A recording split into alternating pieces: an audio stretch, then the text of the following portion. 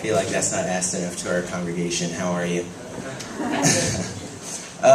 So, as many of you probably have experienced throughout your entire life, it just happens. We tend to just get different groups of people like introduced to us, and we start hanging out with different people just seemingly at different points in time of our life, or just new people get introduced into our lives, and we usually end up talking to them more, and we start hanging out with them more, and things just click.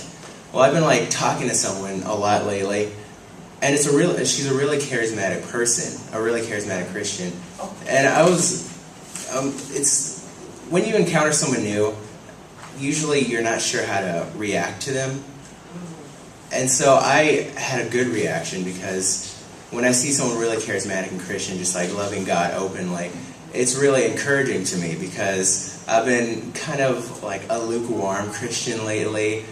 I'm not proud to say it, but it happens to all of us at least once in our lives. And right now I'm kind of going lukewarm, but this girl, she's very just on fire and passion for God, just loves just being out there and just being open. And I always see it, I'm like, I wish I could be like that. I wish I could just be open. It's not hard for me to go out and talk to a woman, but I'm not the kind of guy to go out and just see a guy sitting on a bus stop and just sit next to him, put my arm around him and be like, hey, how are you? How you doing? Just be tell me what you're feeling right now. Let's get to know each other. It's I don't do that. It's just, I don't have that ability. It's talking to a female is really easy for me, but talking to just random guy strangers is weird and hard for me. And so I really want to practice doing that. And so earlier this week, I don't know, Monday or Tuesday, our lovely Judy Miata emailed me, and she's like, Anthony, I'm praying for your testimonial on Sunday. And I was like, I'm speaking this Sunday? When? What? I'm speaking? When is this? And so I emailed her. I was like, when did this happen? Why are you praying for me? I didn't know I was speaking. And so she sent me an email back, and she's like, apparently a lot of people were surprised about a lot of things this weekend, and so just do your best. I know you can. And so I guess I'm good at ad-libbing. And so for the entire week, I was like, come on, God, give me something to work with. I can't think of anything that's really been happening a lot in my life lately, so I need a really good God moment to share with the wonderful people of this congregation. And so something happened this week. And it's funny the way God works, because He likes to challenge us, and He'll never give us anything we can't handle. And so, later in the week, Thursday, I went to Subway late at night. I went at 11. Who does that?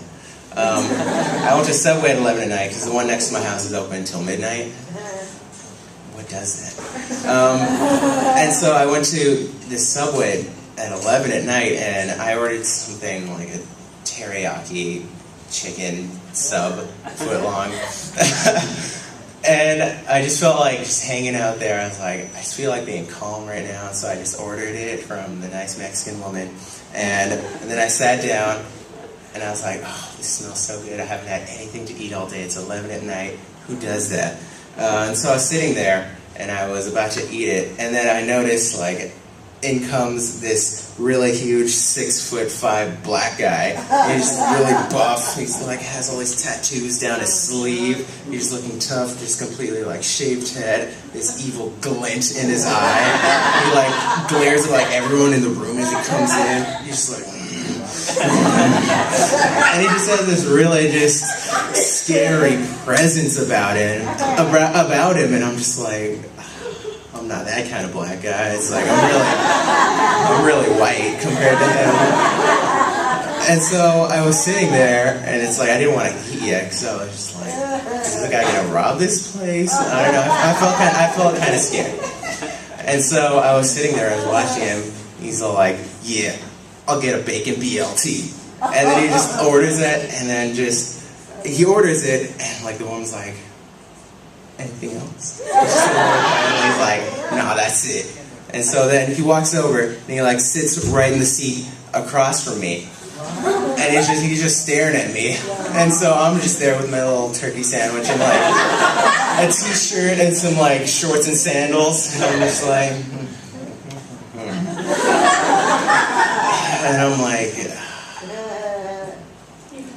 sometimes and I was thinking, I was like, sometimes God just slaps you in the face. He's like, I'm talking to you right now, bro. And you just know that this is him just like talking to you. He's like, you asked for this. And it's like, if you're praying for something, if you're praying to be like courageous, he's not going to just make you courageous. He's going to give you moments to be brave. And so right now I was praying to be more outgoing.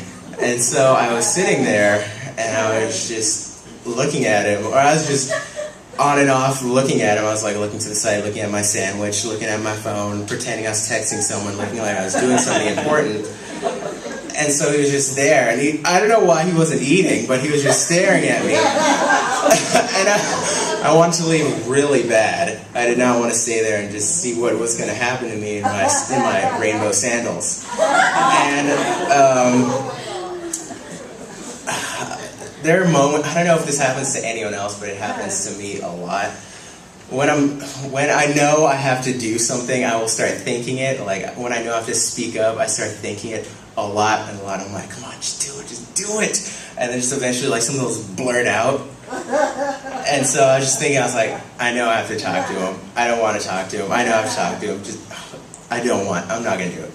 Hey. And so I said, hey, and it just blurts out. I'm like, what am I doing? What am I doing?